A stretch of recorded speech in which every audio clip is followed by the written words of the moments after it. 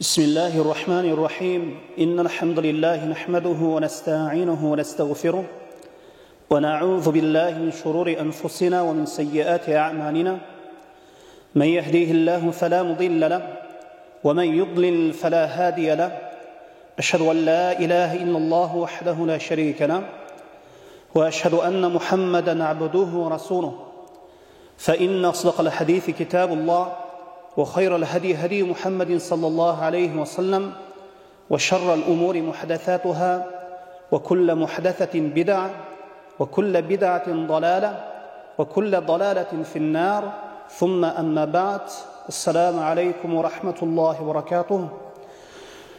Урматтуу жамаат, урматтуу муамин мусулман бир туугандар, мына Аллах Таала насип кылып, дагы бир жума намазда жүз көрүшүп отурабыз. Аллах Таала мына ушул жума намазга басып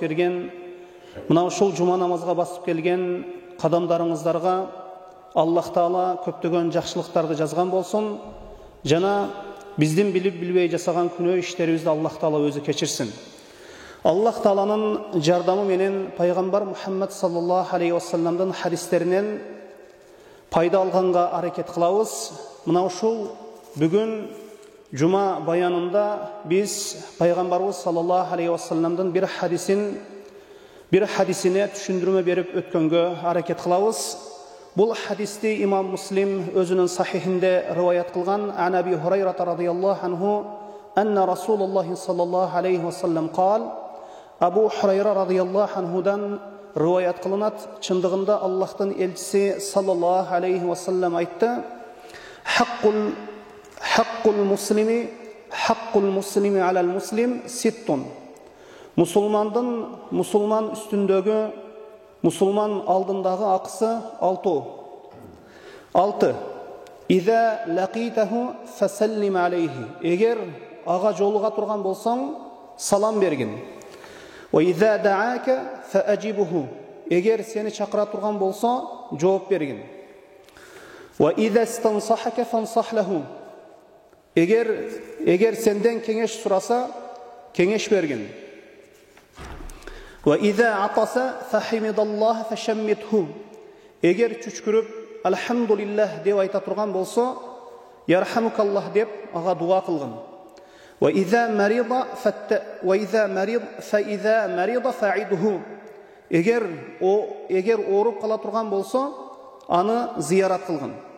Ve iza mata fattabi'uhu. Eğer alımdan ötüp, düydönön öte turgan bolsa, ölgön bolsa barıp janazasına katışkın. Demek bu hadiste musulmandın 6 akısı, musulman üstündögü bir musulman aldındağı 6 akı turalı Peygamber Muhammed sallallahu aleyhi ve sellem bizge kavar verdi. Bирок mına ушул 6 akı menen şariatыбыз çektelbeyt. Antkeni mындан башка акылардағы көп, бирок адамдардын арасында эң маанилүүрөгү жана эң көбүрөгү адамдар арасында көп учурап тура турганы мына ушул 6 акы экен. Мындан башка акылар да бар, башка бир хадистерде баяндалган. Демек biz бұл hadiste келген musulmandın bir musulmanga karata moyununda mildet bolgan 6 akı turalı kıskaça bayanda ötöbüz. Birincisi, musulman üstündögü akılarının birincisi İza laqitahu fasallim aleyh. Eğer ağa jolga turgan bolsaң, salam bergin. Bir musulmanga jolukkan kezde salam berүүsü керек eken. Бұл musulman üstündögü akılarının birincisi bolup sanalat. Salamga baylanıştуу эми biz 7 maseleni aytып ötöbüz. Birinci masele salamdın fazileti. Musulman kişi bir musulmanga salam berүү menen Peygamberimiz sallallahu aleyhi ve sellem'in sünnetine amal kılgan bolot. Jana munu menen insan pende köptөгөн ajır soopторго жетет. Жана ошондой эле bir musulmanga salam berүү, жана bir musulmandын salamына алик алуу, salamına жооп кайтаруу менен бул сүннөттү өтөө бар. Пайгамбар саллаллаху алейхи ва салламдан келген сахих хадисте мындай деп айтылынат: Пайғамбарыбыз саллаллаху алейхи вассалам айтат: "Ла тадхулунал джанната хатта ту'мину, ва ла ту'мину хатта тахаббу. Авала адуллукум аля шейин иза фаалтумуху тахаббтум афшус салама байнакум." Силер бейишке кирбейсиңер, иман келтирмейинче. Иманды болбойсуңар, өз ара бири-бириңерди сүйүп, жакшы көрмөйүнчө. Силерди мына ушундай бир амалга багыттап коеюнбу? Эгер ошол ишти кылсаңар, өз араңарда, өз ара ортоңордо сүйүү, жакшы көрүү пайда болот деп, анан Аллахтын элчиси саллаллаху алейхи вассалам айтты: "Афшус салама байнакум", саламды өз ара араңарда, өз ара ортоңордо жайгыла деп айтты. Ошондуктан саламды жайуу бул момун мусулмандардын ортосунда сүйүү, жакшы көрүү жана ынтымак пайда болуусунун себеби экен. Бул болсо имандын белгиси. Иман ошол инсанда болгондон кийин, ошол инсанда иманы болгондон кийин, ошол инсанда иман пайда болгондон кийин, ошол иман менен ошол пенденин бейишке кирүүсүнө себеп болот экен ошол иманы. Демек, бул саламга байланыштуу биринчи маселе экен, саламдын фазилети экен. Экинчи маселе, көңүл бурсаңыздар, мусулман үстүндөгү акысы ага жолукканда салам берүүсү деп айтылып жатат хадисте. Демек, тааныган адамга гана салам берилет бекен? Өкүнүчтүүсү азыркы кезде көпчүлүк адамдар тааныган адамына гана салам берет, тааныбаган адамына салам бербейт.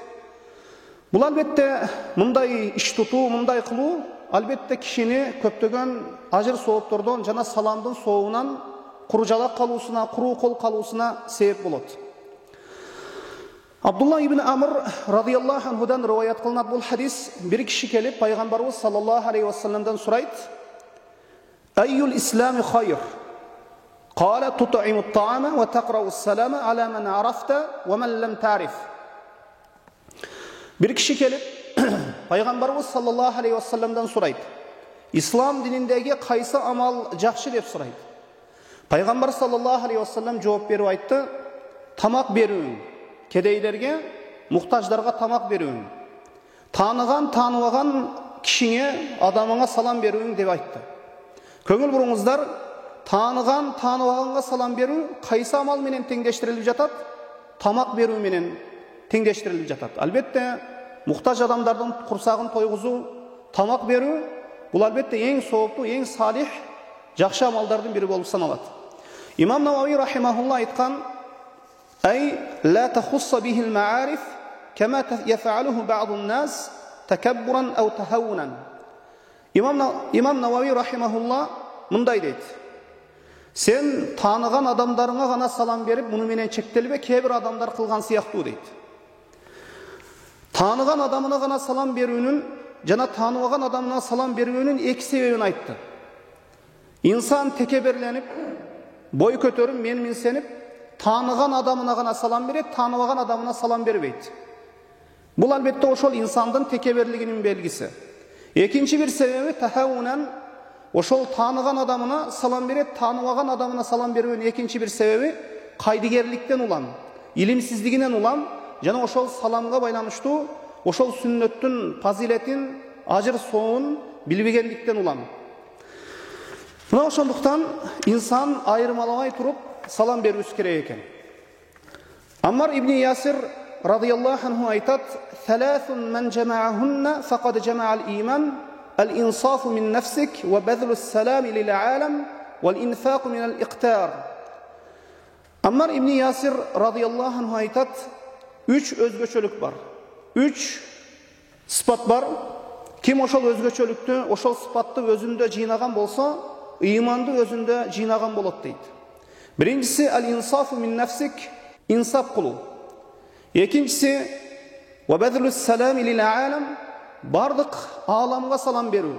Мындайча айтканда, тааныбаган адамына айырмалабай туруп салам берүү. Үчүнчүсү ал-инфақу мин ал-иқтар, өзү муктаж болуп туруп өзгөлөрдүн муктаждыгын кандырган адам. Өзү муктаж болуп турат, ошол нерсе өзүндө аз болуп турат, бирок муктаж болуп сурап келе турган болсо, ошол инсандын муктаждыгын кандырып койгон инсан, разы кылып койгон инсан.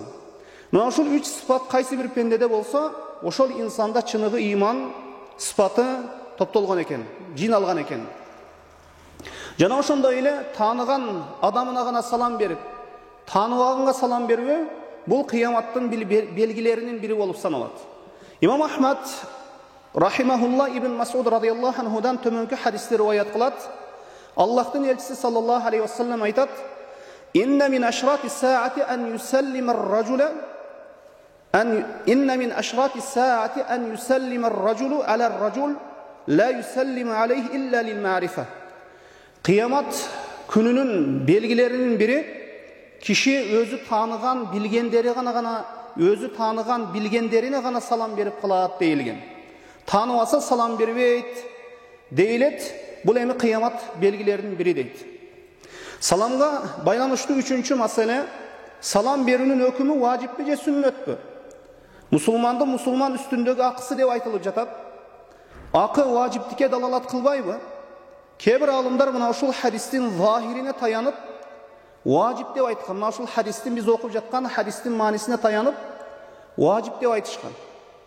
Бирок көпчүлүк алымдар баштан баш салам берүү бул сүннөт, бирок саламга жооп кайтаруу парыз деп айтышкан. Буга далил сыпатында Аллах Тааланын Ниса сүрөсүндөгү 86 аятын далил катары келтиришкен. Аллах Таала мына ушул аятта мындай дейт: "Ва иза хуййтум би тахиятин фахайю би ахсана минха руддуха, инналлаха кана ала кулли шайин хасиба." Силерге качан салам берилсе, андан да жакшыраак же болбосо өзүндөй кылып кайтаргыла. Чынында Аллах бардык нерсени эсептөөчү зат. Алымдар мына ушул аятка таянып, салам берүү сүннөт, жооп кайтаруу парыз экенине мына ушул аятта далил катары келтиришкен. Эми сүннөттүгүнө далил эмне? Негизи акы важиптикке далалат кылбайбы? Мусулманды мусулман үстүндөгү, мусулман алдындагы, мусулман мойнундагы акысы дейилип жатат. Алымдар жок деп айтышат. Мына ушул хадисте айтылган 6 нерсенин барысы важип эмес. Негизи хадистин маанисинен важиптикке далалат кылса дагы. Башка бир хадис келбегенде, мына ушул нерсе важиптикке далалат кылса керек, бирок башка бир хадисте бул башка бир хадис менен мына ушул биз окуп жаткан хадисти жыйнап, бириктирип, маанисин карай турган болсо, бул баштан баш салам берүү сүннөт экени белгилүү болот. Сүннөт экени важип эместиги, сүннөт экени белгилүү болот. Бул хадистердин бири Пайгамбар саллаллаху алейхи ва саллям сахих хадисте мына ушундай айтат: "Ла яхиллу ли муслимин ан яхжура ахаху фаука 3 лаялин." Бир мусулман кишиге адал болбойт өз бурадарын 3 түндөн артык хажир кылуусу. Мындайча айтканда, бурадарына бири-бири менен капалашып кала турган болсо, 3 түндөн артык сүйлөбөй коюусу адал эмес. Мына ушул хадиске таянылып салам берүү сүннөт экен дейилинген. Эгер салам берүү важип болгондо 3 күн болсо да саламды таштоого уруксат берилбеген болор эле. Төртүнчү маселе: салам берүүнүн сыпаты жана саламга жооп кайтаруунун сыпаты. Салам берүүнүн сыпаты эң азы ассаламу алейкум деп айтуу. Ал эми толук сүрөтү ассаламу алейкум ва рахматуллахи ва баракатуху деп салам берүү. Мындан ашыкча кылынбайт. Башка бир сөздөр ашыкча кылынбайт. Эми жооптун эң азы ва алейкумуссалам деп жооп берүү. Эгер ва алейкумуссалам деп жооп бергенде алейкумуссалам деп вау тамгасын таштап алейкумуссалам деп жооп берсеңиз дагы боло берет. Мунун зыяны жок деп айтышкан алымдар. Бирок жакшырагы толугу менен жооп берүү ва алейкумуссалам ва рахматуллахи ва баракатуху деп жооп берүү. Бул албетте эң фазилеттүү, эң жакшырагы. Ибн Касир рахимахулла айтат: "Ва иза хуйитум би тахиятин фахайю би ахсана минха руддуха, инналлаха кана ала кулли шайин хасиба."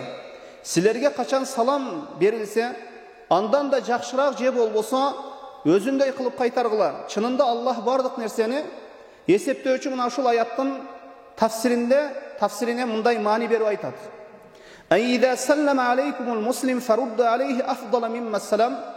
Эгер силерге мусулман киши салам бере турган болсо, ага ал салам бергенден көрө абзелирээк кылып кайтаргыла, жакшыраак кылып кайтаргыла.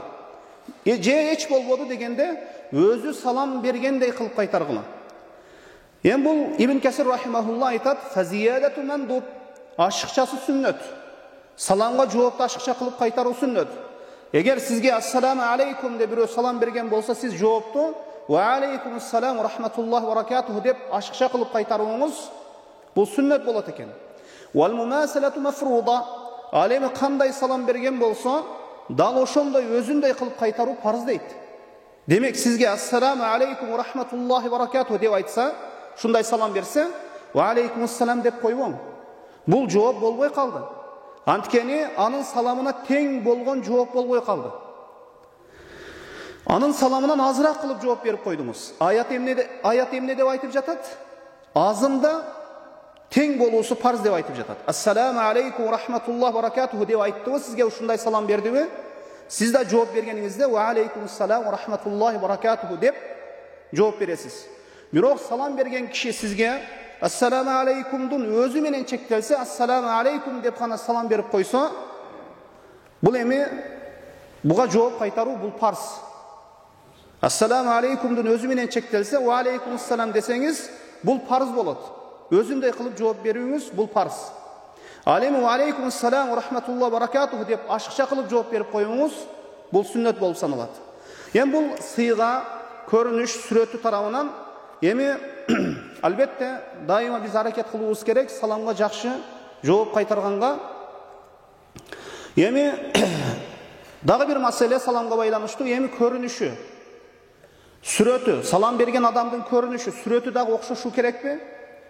Эми алымдар айтышат, эгер сизге бирөө күлүп жайнап, күлүү менен ассаламу алейкум ва рахматуллахи ва баракатуху же ассаламу алейкум деп күлүп, жылмайып салам берсе, сиз бозурайып, кабак түйүп, анан ва алейкумуссалам деп жооп берүүңүз мына ушул саламга жооп берүүдөгү жакшы көрүнүшкө кирбей калат дешет. Жакшы жооп болбой калды дешет.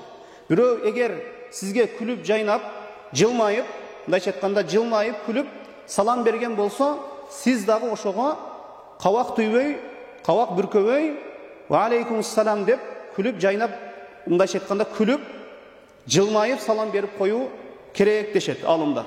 Дал өзүндө кайтаруу үчүн.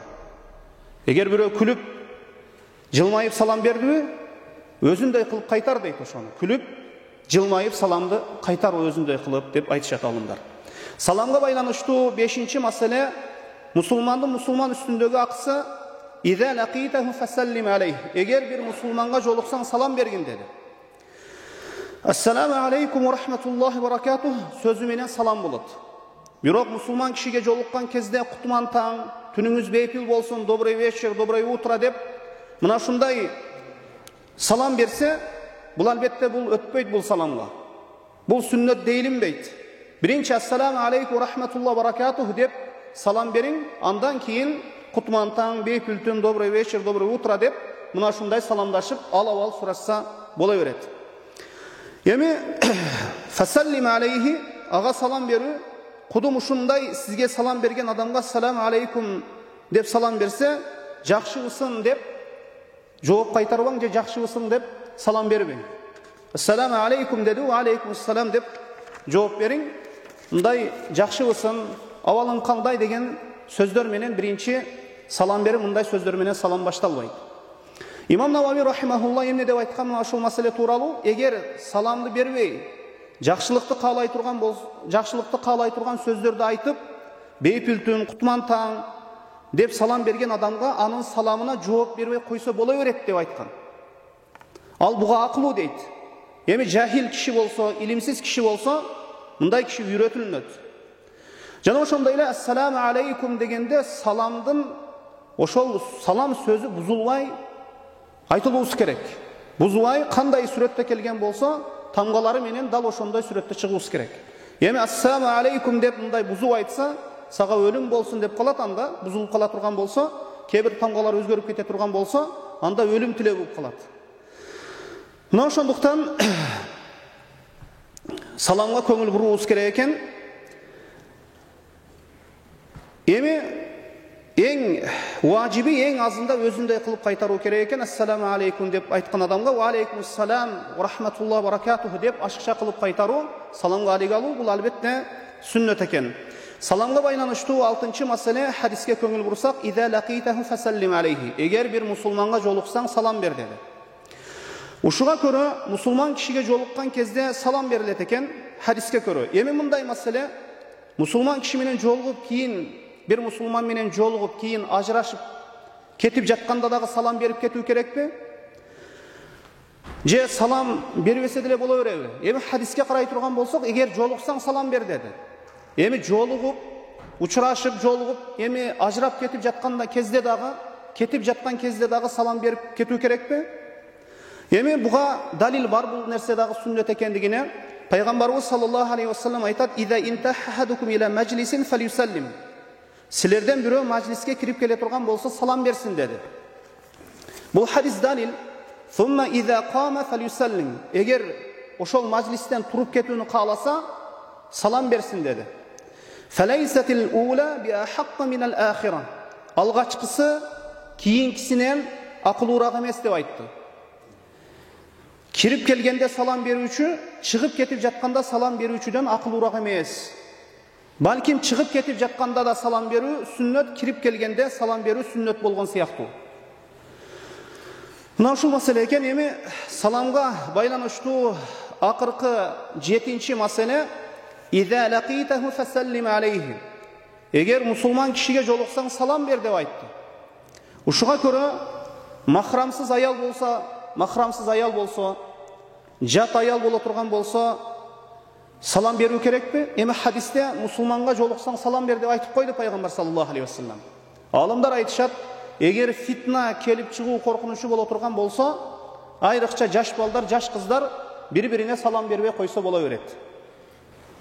Эгер бир киши бир топ аялдарга сабак бере турган болсо, бир нерсени шариаттан үйрөтө турган болсо, алардын алдына кирип келе жаткан кезде "Ассаламу алейкум" деп салам берип кирсе боло берет. Анткени жамааттын арасында эч кандай фитналанып калуу коркунучу жок.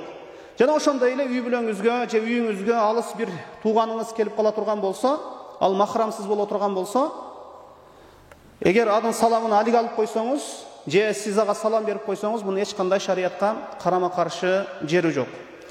Эми хадистеги кийинки маселе, иншаалла, муну кийинки жума баяныбызда улантабыз. Мына ушул жерге чейин. Аллаху алам, саллаллаху ала Мухаммадин ва алейхи ва сахбихи ва саллам.